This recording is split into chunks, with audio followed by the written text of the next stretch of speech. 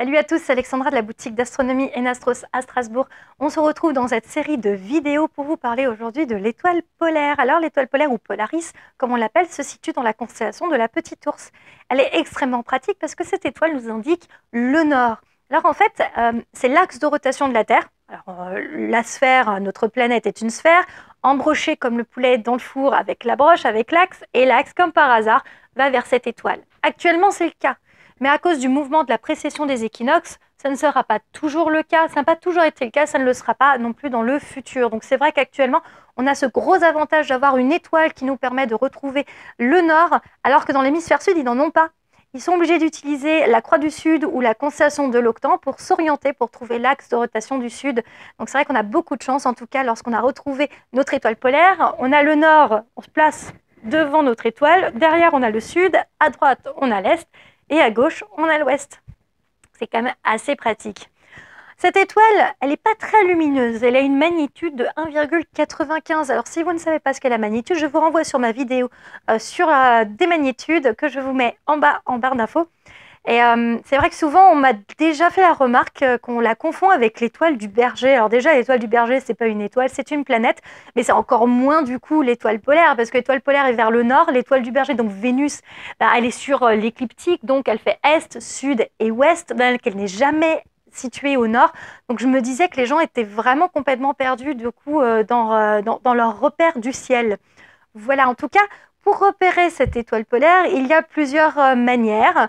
La première, la plus connue, c'est de prendre une partie de la grande ours. En fait, c'est de prendre les fesses de la grande ours, qu'on appelle la casserole en France, ou le chariot en Allemagne, ou le chapeau de David Croquette avec la queue de marmotte au Canada. On prend donc ces 7 étoiles de la grande ours et on va prendre du coup les 2 étoiles d'extrémité et aller 5 fois sur les hauteurs. J'avoue que je n'ai jamais aimé cette solution. Je la trouve, mais alors horrible, parce qu'en fait, en fonction de la saison, la grande ours, elle n'a pas forcément le même positionnement dans le ciel.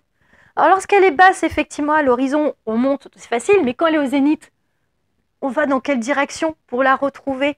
Voilà, donc c'est vrai que j'avoue, en plus, on peut prendre 2 étoiles, mais souvent on confond avec les 2 autres étoiles. Quand j'étais petite, j'y arrivais pas.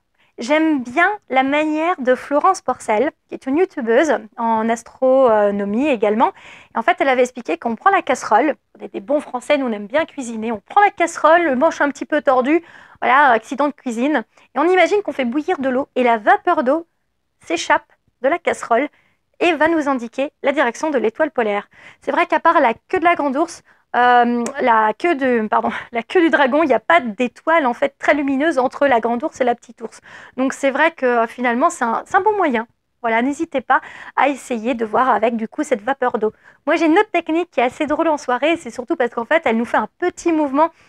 Et je le fais souvent avec les enfants. Je leur dis voilà, je prends ma boussole et j'ai le nord. Voilà, qui est par ici, et je leur dis mettez les bras en 90 degrés et vous venez les frapper, vous venez les rejoindre. Hop, tac, et on fait frapper et on a l'étoile polaire. Alors simplement, ça marche parce que je suis située à une latitude de 49 degrés, ce qui est proche de 45, qui est la moitié de 90, donc qui était mon mouvement en fait de bras, où je faisais à 90 degrés, et donc divisé en deux, 45, à 49 c'est proche, et donc on se situe, voilà, on arrive à se diriger vers cette étoile. Si j'étais à une latitude de 25 ou 30 degrés, ça ne marcherait pas. Essayez de voir du coup en soirée, si vous ne l'avez jamais fait, ça peut être rigolo. Voilà, pour les enfants, ils aiment bien. N'hésitez pas à me mettre du coup en commentaire quelle manière vous utilisez pour retrouver l'étoile polaire. En tout cas, j'espère que cette vidéo, elle vous aura plu. Il y en a d'autres qui suivront. N'hésitez pas à vous abonner. N'hésitez pas à me suivre sur les réseaux sociaux, le Facebook Enastros et l'Instagram Alex Enastros. À bientôt. Salut!